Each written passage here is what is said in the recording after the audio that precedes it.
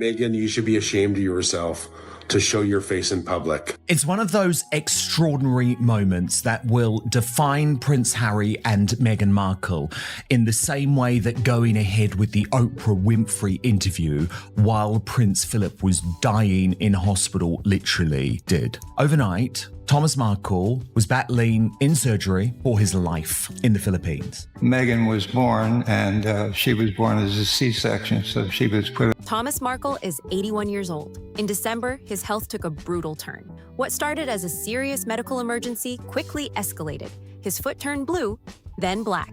Doctors told his son there was no other choice. The leg had to be removed to save his life. It was a terrifying moment for the family, and it all happened fast. Right now, he is in a hospital in the Philippines, going through intense physical rehabilitation. He is being fitted for a prosthetic leg. At 81, he is learning how to walk again from scratch, facing every step alone. That reality is heavy. Now look at what happened this week. His daughter flew to Jordan. She walked into a hospital room, sat beside a 14-year-old patient she had never met, held the girl's hand, and allowed cameras to capture every second of it. The images went everywhere. That contrast speaks loudly. On one side, an elderly father fighting to rebuild his life after a life-altering surgery. On the other, a carefully documented hospital visit overseas. Most outlets barely mention Thomas Markle's situation. They treated it like a side note. But the timeline tells a different story, and it is impossible to ignore. Life or not making it. Those were the exact words doctors reportedly used. Thomas Jr. went on camera and said it plainly. His father's foot turned blue, then black. It happened fast. There was no alternative. The leg had to be removed to save him. And while this was unfolding, what did Meghan do? According to her spokesperson speaking to People magazine, she reached out through a letter. In my arm, I was the first person to hold her little hand went on my fingers like that. Save me your fake concern, Ms. Markle. Given your own father has had his leg removed, is in a foreign hospital, and you couldn't be bothered to get on a plane, but indeed, you couldn't have been bothered to pick up the phone. And I'm not surprised that your brother, Thomas Markle Jr., is completely outraged by the way that you have behaved. Kevin, take the title. It was described as correspondence delivered safely through reliable and trusted contacts, not a phone call, not a visit. A letter passed through intermediaries to an 81-year-old man recovering from a life-saving amputation. That detail hit people hard. Thomas Jr. said something last week that stopped many in their tracks. He said it was hard to understand how his sister could keep moving forward with her life without even making a call. He explained that the focus right now is simple. Get their father fitted with a prosthetic and help him walk again. Then he added a line that sparked conversation. He said he hoped that the next time Meghan sees someone living with limb loss, she thinks carefully.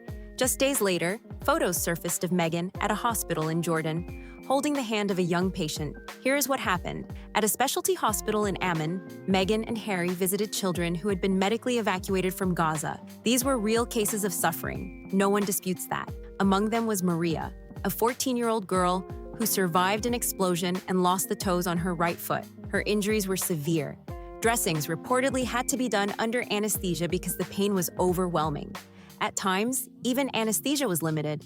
This young girl has faced more than most people can imagine. During the visit, Maria was asked on camera, in front of photographers, to show her injuries. That moment became the center of online discussion. Many viewers noticed something they felt was overlooked in mainstream coverage. A widely liked comment questioned whether asking a young amputee to display her injuries during a highly publicized visit felt appropriate. Others focused on Meghan's facial expression in that instant. Away of these two ingrates, of these two idiots. Meghan Markle can't find a steamer to save her life. I'm sick of looking at Harry's bald spot. Who are you there to represent other than yourself? You are the two most entitled, self-obsessed. Jordan royal family, King Abdullah and his eldest son, who have a close relationship with Charles and William, mind you, they swerved a meeting with the Sussexes. They completely ignored them. She loves that because anything Harry, or rather William and Kate, does, they can do better. So William was in the Middle East only 2 weeks ago. Suddenly, instead of the composed, public-facing look seen earlier, some viewers described a brief flash of visible shock or discomfort, as if she had not expected what she was seeing. One commenter summed it up by saying her eyes told a different story. Whether that interpretation is fair or not, The clip circulated quickly, and people began drawing comparisons. On one side, an elderly father currently being fitted for a prosthetic leg in the Philippines. On the other, a highly photographed hospital visit overseas involving a young amputee. That contrast is what fueled the debate online. Thomas Markle Sr. has never met his grandchildren. He has never met Harry. In a recent interview, he said he does not want to leave this world distanced from his daughter. He said he has never stopped loving her. And according to her team, she sent a letter through trusted contacts. Meanwhile, Queen Rania of Jordan, who once attended the wedding of William and Catherine, was present in her own country during this visit. And many are quietly watching how all of these pieces fit together. King Abdullah has met King Charles in London several times. Crown Prince Hussein is known to be close with Prince William. William and Catherine even attended Hussein's wedding. The Jordanian royal family has long-standing personal ties to the British monarchy. These relationships are not casual. They are built on years of diplomacy, loyalty, and shared public moments. Head, her father is now dead to her. And it was an astonishing briefing to me. And she has stuck by that. But I just remind everyone that until Harry came on the scene, she had a very close relationship with this man. So when Harry and Meghan arrived in Jordan, many expected at least a visible acknowledgement from the top level. Instead, something very different unfolded. King Abdullah held a separate meeting with Dr. Tedros of the World Health Organization. Harry and Meghan were not in the room. The organization that invited them secured time with the king. The Sussexes did not. During that same week, King Abdullah also met with the Indonesian president. The schedule was clearly active. Time was available, just not for them. That detail did not go unnoticed. Queen Rania did not appear at any public engagement connected to the visit. No photo together, no greeting, no shared appearance. The only royal family member who briefly crossed paths with them was Princess Basma, an aunt of the king, during one visit. That was the highest level proximity they received. Some observers say it was simply a scheduling conflict. But here is what raised eyebrows. King Abdullah met directly with the Director General during the same trip connected to the round table Harry and Meghan attended. The king met with the organization's leader, just not with them present. To many watching, that did not feel like coincidence. It felt intentional, a message delivered without a single public statement. Queen Rania has attended William and Catherine's wedding. She understands the personal connection Jordan holds for that family. She is aware of the symbolism of timing, especially coming just after William's regional visit. And yet she remained completely silent throughout the Sussex trip. Then there's the clip that keeps circulating online. When Harry and Meghan arrived at the round table to meet Dr. Tedros, cameras captured a moment that sparked debate. As they approached for greetings, Meghan moved ahead of Harry and greeted. Mind-boggling how you can just continue to walk through life and not even give the man a phone call and pay for the best medical care that dad needs right now. He's going through therapy. He's going through physical rehab. And, we're going to have to get him fitted for a prosthetic here pretty soon and get that man walking again. So that's the goal. That's the priority. And I'm good doing that. And I hope next time, Meghan, that you see a disabled person or somebody who has, only one leg, I hope you think real hard. And I hope karma beats the living Christ out of your mentality.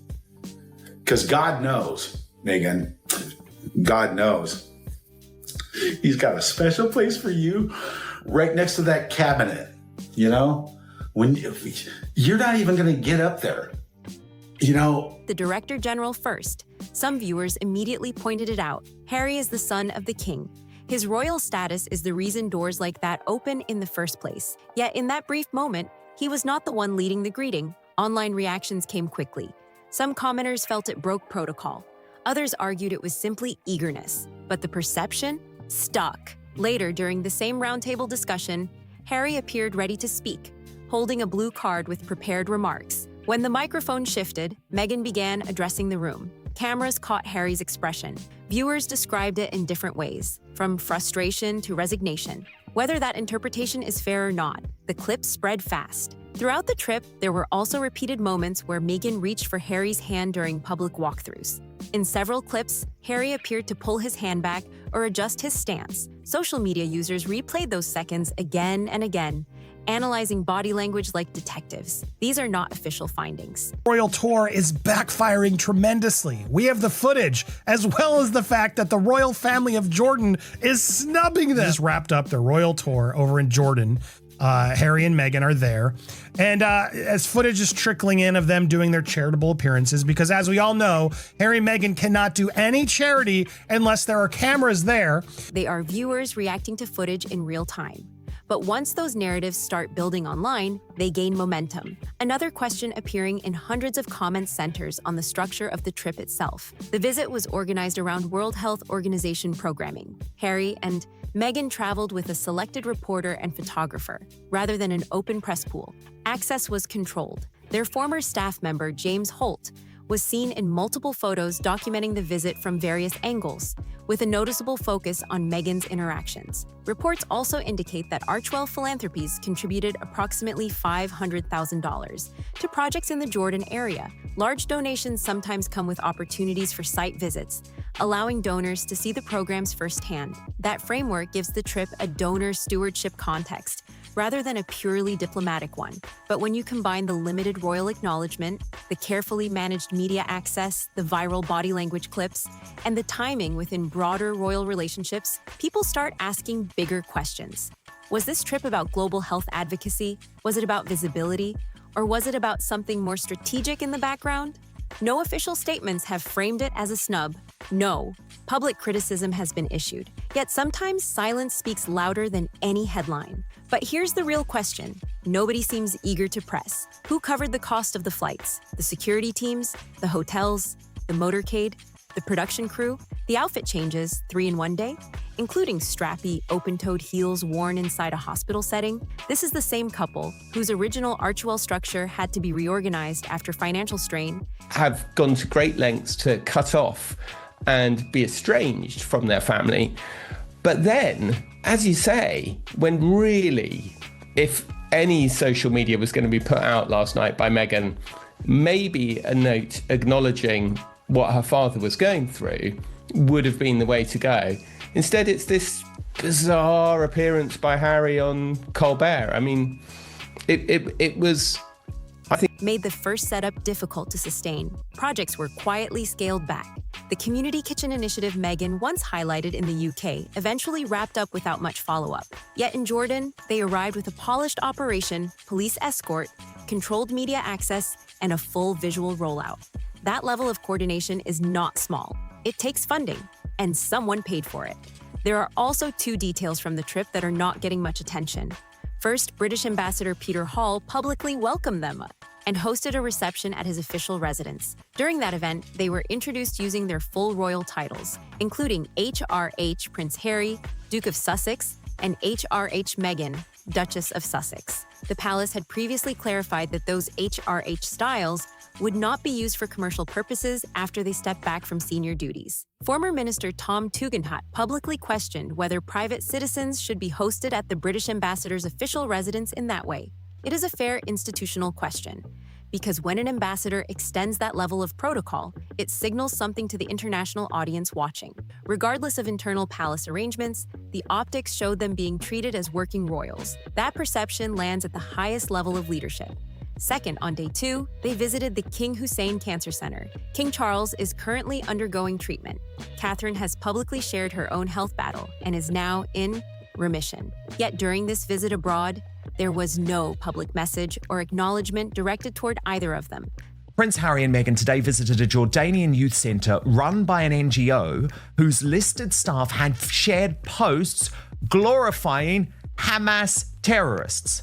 Hamas is a designated terrorist organisation who approved this visit, and we know Harry and Meghan are signing up. Some see that as separation. Others see it as strategic silence. But in a world where symbolism matters and every appearance is measured, those choices stand out. And when details like this stack up, People start asking questions that go far beyond a single trip. When you step back and look at this entire situation from a higher angle, it stops being about one hospital visit or one royal reception. It becomes about patterns, timing, and optics. And optics matter more than ever in a world where every move is filmed, clipped, replayed, and analyzed frame by frame. Start with the timeline. An 81-year-old father in the Philippines is recovering from a life-altering surgery. He is in rehabilitation, learning how to balance again, how to trust a prosthetic limb, how to take steps most people never think about. His son is speaking publicly about the struggle. He is focused on helping their father walk again. That is the reality unfolding quietly in the background. At the exact same time, Meghan and Harry are landing in Jordan for a tightly organized, highly documented visit centered around global health programming. The symbolism alone created contrast. An elderly parent adjusting to life after limb loss, a public appearance beside a young patient who has also experienced limb trauma. Even if those events are unrelated, the public sees them side by side. And once people see a contrast like that, they cannot unsee it. Then there is the funding question that refuses to go away. Archewell has reported donations and grants in previous filings, but large-scale international visits require layers of logistics. Flights for principals, security coordination across borders, advanced teams, local protection, media handling, diplomatic scheduling, hotels and transport. That infrastructure does not run on good intentions alone. Ingrid Seward believes this all could spark some tension behind closed doors. I would think they've had some pretty fiery rows about this topic because it's not at all how Harry wanted to be. They said they were leaving the royal family because they wanted a more private life, and they have created anything but that for themselves. It appears they left family because they wanted a public life and earn money. There must have been some pretty strong agreements over the privacy issue. Harry understands it better than Meghan due to his own experiences as a child. For Markle, public visibility may supposedly feel more natural because she appears to love the Hollywood. Whether it is covered by host, organizations, donors, foundations, or private funding, the scale is significant. And when transparency is limited, speculation fills the gaps. The $500,000 contribution reportedly connected to Jordan projects provides one possible explanation. Major donors are often invited to see programs firsthand. That is standard nonprofit practice. But donor visits are typically framed clearly as donor visits. This trip carried the tone of something more official, something closer to state-level engagement. That gray area is where public confusion grows. The reception at the British ambassador's residence added another layer. Protocol is never accidental. Titles are never casual. When full royal styles are used in a diplomatic setting, it signals recognition. Even if there are internal limitations on how those titles function commercially, the image presented internationally was unmistakable. To outside observers, it looked like the Sussexes were being treated as active representatives of the crown, and that perception travels fast. Meanwhile, the absence of senior Jordanian royals in public-facing moments spoke just as loudly. No shared photo with King Abdullah, no visible greeting from Queen Rania, only a brief appearance involving Princess Basma. Diplomatic calendars are busy, yes, but high-level engagements are carefully curated. When they do not happen, that absence becomes part of the story.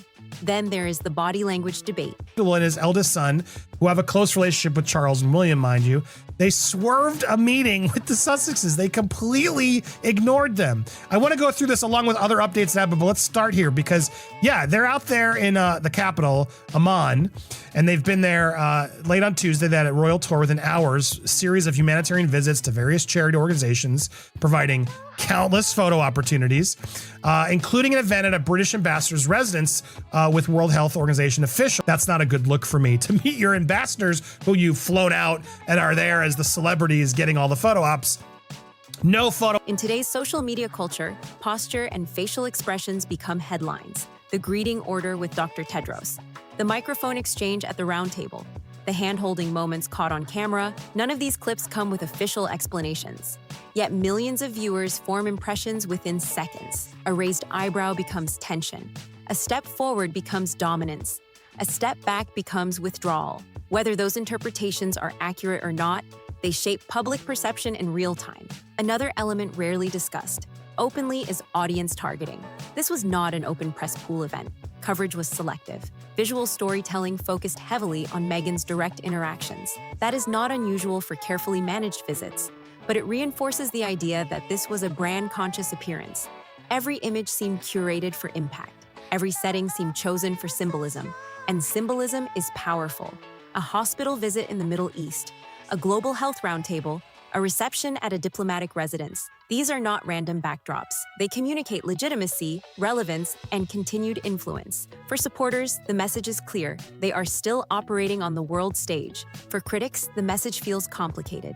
Are they private citizens, philanthropic donors, or quasi-royal figures navigating between roles? Then you add the broader family dynamics. King Charles is undergoing treatment. It's an impossible. She has got herself into a terrible situation with her father, and leaving out the personal side of it, which I think obviously is very distressing. You know Thomas Markle Sr., so you probably have a different view on that, and I totally defer to you on that. But for me, just looking at it as just an empirical situation.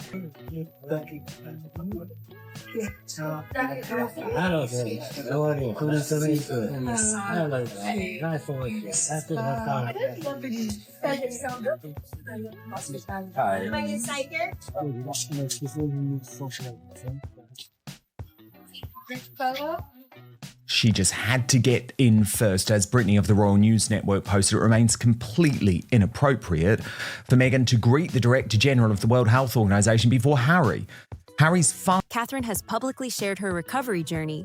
William has made recent regional appearances. The Jordan trip happened within that wider context. When timing overlaps like this, comparisons are inevitable. Even if no one intends rivalry, headlines create it. Public memory is long. People remember past foundation restructures. They remember scaled-back projects. They remember announcements that did not fully materialize. So when a pledged international visit appears, it raises a natural question. How sustainable is this model? Is it mission-driven long-term or moment-driven for visibility? None of these questions come with simple answers. There has been no formal accusation of wrongdoing, no official statement declaring diplomatic conflict, no evidence of financial misconduct tied to this trip. But modern public life is not judged only by formal findings. It is judged by narrative flow. And right now, the narrative is layered. An estranged father recovering quietly. A high-profile hospital visit abroad. Limited royal acknowledgement. Diplomatic hospitality. Viral clips. His own family has come to applaud you. You must feel so much better. Now, all of this is still apparently causing some fiery rows with Prince Harry. Those in them, they're their own people that have just whined and left. So as you watch this footage, it's just them walking through this addiction center, overly dressed, making it about them as everyone's hordes around them, as if her getting her water and smiles and yada, yada, yada. It just all Dissected for meaning, controlled media access, donor funding questions. Every piece on its own may be explainable. Together, they create a picture people are still trying to interpret. Perhaps the biggest takeaway is how quickly public perception solidifies. In the absence of detailed clarification, audiences construct their own frameworks. They connect dots. They replay moments. They compare timelines. And once a storyline takes hold online, it becomes difficult to shift. What remains undeniable is this: the Jordan trip succeeded in generating attention. It placed Harry and Meghan in international headlines again. It reinforced their association with global health initiatives. It reignited debate about their royal status, their funding structure, and their family relationships. Whether that attention ultimately strengthens or complicates their long-term position is something only time will reveal. For now, the questions remain, not shouted, not officially answered, just lingering in. The space between optics and reality, where modern public figures live every single day. There is one more layer to all of this that has not been fully unpacked, and it sits right at the center of public trust. When public figures step into humanitarian spaces, especially hospitals, especially around children who have survived trauma, the stakes are higher. The setting is not a red carpet. It is not a gala. It is not a brand launch. It is a place where real families are carrying real pain. That means every camera angle, every interaction, every gesture carries weight. Of Sussex, they've already once been to Nigeria, to Colombia, and now they've pitched up in Jordan. They went to refugee camps, they went to hospitals. They were apparently invited to these heartrending venues by the World Health Organization. Archwell Foundation, Archwell Philanthropies, they just shut down that kitchen charity that Meghan worked on in 2018 over in the UK. There's just no consistency here. Harry and Meghan commit to nothing. They pop in for pictures and they leave. What is the value? In Jordan, the visit was framed around global health and recovery. The World Health Organization Roundtable positioned the trip within an institutional context. The hospital visits reinforced the humanitarian narrative. On paper, it aligns with their stated mission of impact-driven philanthropy. But the modern audience does not just read press releases. They analyze motive. When viewers saw Maria being asked to show her injury on camera, it triggered discomfort for some, not because the child's story should be hidden, but because the setting felt intensely vulnerable. There is a fine line between awareness and exposure, between shining light and putting a spotlight directly on someone's trauma. And in today's climate, people are extremely sensitive to that difference. At the same time, others argue that global advocacy requires visibility, that without cameras, stories like Maria's might never reach the world, that policymakers and donors respond to images, that uncomfortable truths sometimes need to be seen. That perspective also carries weight. This is why the conversation has become so layered. It is not simply pro or anti. It is about intent versus impact, about whether the emotional tone of the moment matched the seriousness of the setting. Then you factor in the broader reputation question. Since stepping back from senior royal duties, Harry and Meghan have been navigating a hybrid identity. They are no longer working royals in the traditional structure, yet they still carry titles. They still move in diplomatic circles. His life even more stressful watching his other pariah or his pariah son gallivanting, preening himself around Jordan on this weird trip. You know, No half in, half out. Yeah. No half in, half. The question here is, and these questions abound about their previous trips to Nigeria and Colombia and now Jordan. Who pays for these? These that they'll fly there first class almost certainly. They'll stay in the very finest hotels, very expensive trips. There'll be security with them. Who pays for that? Because there are questions being asked of their former charity, Archwell Foundation. It's now mysteriously changed its name to Archwell Philanthropies. Now, if that organisation, that charity, is funding their trips, is that why people donate to Archwell? They still appear in rooms shaped by monarchy. That duality creates constant tension. If they operate fully as private philanthropists, why the royal framing at official residences? If they operate in quasi-royal contexts, why the distance from palace structures? The public struggles with that middle ground, and confusion often leads to criticism. Another angle that continues to simmer is sustainability. High-profile international visits can generate momentum, but long-term influence requires consistent follow-through. Are there measurable outcomes attached to this trip? Will there be ongoing funding commitments? Will partnerships deepen? Or was this a symbolic stop in a broader media strategy? People are watching not just what happened, but what happens next. The body language clips, the title usage, the absence of senior Jordanian royals, the funding questions, the family backdrop involving Thomas Markle's recovery. All of these threads feed into one bigger issue: credibility. Credibility is not built in a single appearance. It is built through repetition, clarity, and transparency. When the narrative around a public figure becomes fragmented, every action is filtered. Diplomatic staff. That involvement has drawn criticism from former minister Tom Lott. Forced this visit, according to Taz, posting, why the hell is Philip Hall, the British ambassador to Jordan, publicly thanking them? And this is what he said: your visit, your support, your appreciation of the efforts that the United Nations, including, of course, the WHO, the government in Jordan and others are making here, is enormously appreciated. Royal News Net, with the British ambassador hosting the couple for a reception, is a bad look. He shouldn't be, as they have no connection to the Brits or the British government beyond delusions, which he is not. Through doubt. That does not mean wrongdoing. It means trust is fragile. There is also the emotional dimension. Harry has spoken publicly in the past about feeling protective, about wanting control over his family's image and safety. During this trip, some viewers interpreted his expressions as strained. That may be projection. Cameras freeze milliseconds and turn them into stories.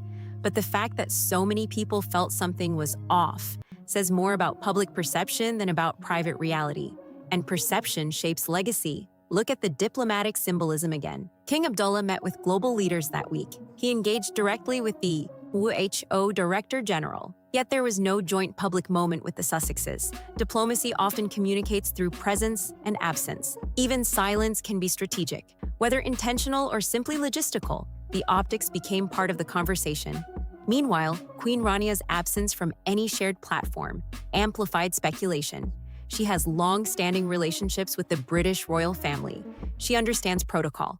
She understands symbolism. So when she chose not to appear publicly during the visit, people read meaning into that choice. It may have been simple scheduling. It may have been layered diplomacy. Without official clarification, interpretation takes over. And in the background of all of this, Thomas Markle continues physical therapy in the Philippines, an elderly man learning to balance again. To say unhelpful things which border on political, giving them an official platform could be construed as them saying something that represents official UK policy. 100%. Something could absolutely be. Charles, when are you going to act? When are you going to act? I mean, personally, Angela, I believe this was purposeful. I really do. I think they were making a political statement. I really do. And I do.